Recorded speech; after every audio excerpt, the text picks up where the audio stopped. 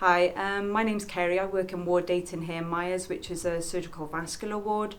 I set my alarm for 5:40 in the morning. I get up straight away. I don't wait for the snooze alarm. I go and get a shower. I'll go downstairs and I'll have some cereal and some toast, and I'll head into work. Tend to get into work a little bit early, about 6:45, so that I can have a quick read over the handover before I'm actually given the official one by night shift. Once I've had my handover from night shift, I'll start my medication straight away.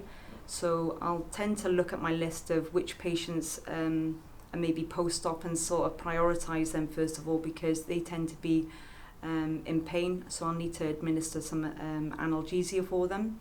As well as doing the medications, I'll also check the patient's blood sugars. Once we've done the medication, I'll administer the insulin and also the IV antibiotics as well. Try and get the medications done before 8:15, because that's when our surgical vascular ward round starts. That involves checking each of the vascular patients. That tends to include checking all their wounds as well, either post-op patients to ensure that they're healing, that there's no sepsis, and that there's no real concerns with that. We also may plan removing drains, removing catheters. I tend to try and do that straight away so that it's not left in too long, because patients tend to want them out as soon as possible. Once we've completed the ward round, what I tend to do then is prioritise what I need to do that day, what referrals I need to make, who I need to make referrals to for what patients. Then we usually go for our first tea break about 9ish. I'll tend to only have like a couple of slices of toast and a cup of tea.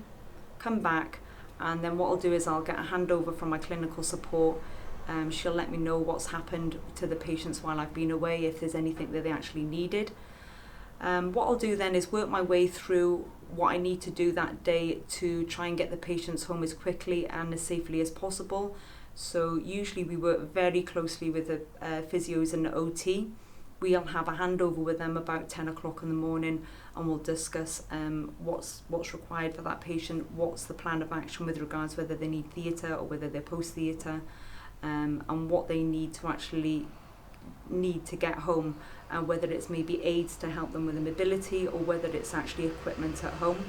So we'll work very closely with the physios and OT. Throughout the day then we have families coming in and out because we have open visiting, so I'll keep them up to date with the plan of action for the patients. I'll also help the patients with any questions that they might have. Also, they might need a bit of counselling. You know, they might have just found out that they need an amputation, so they want to talk through the process of that.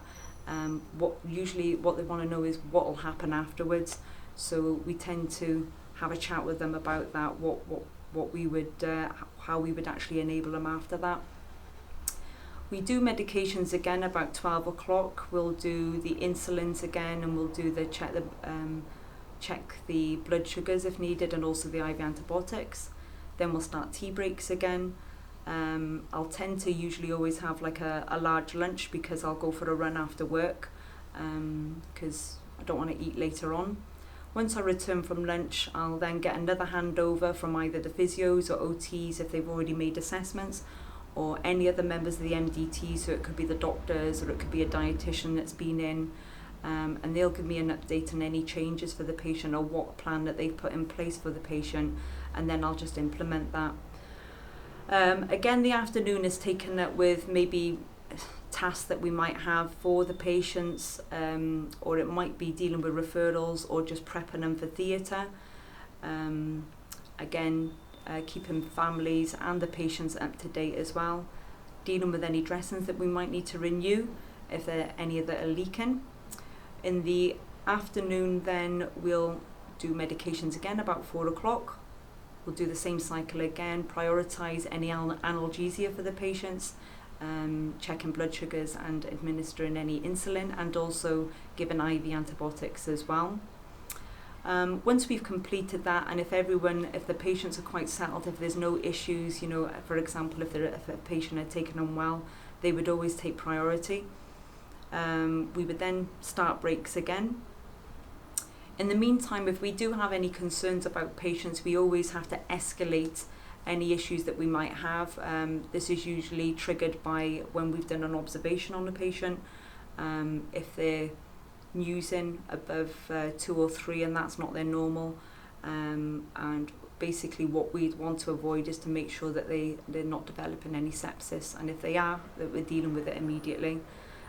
Try and escalate any problems before they actually happen. We start third breaks then.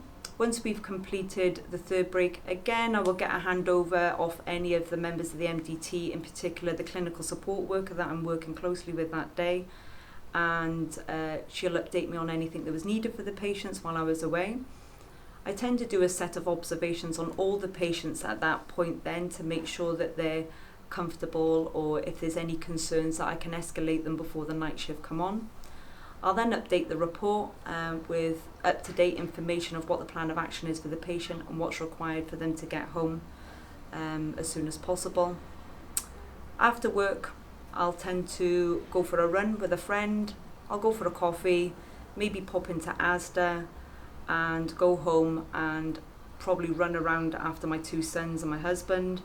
Usually take them to scouts or take them to rugby, maybe read a book, but I tend not to go to bed till quite late. I don't sleep very often. I don't sleep for very long. I sleep often but not very long, so I probably stay up till about 12 or 1 o'clock in the morning. Probably not enough sleep, but that's all I need, and that's my day.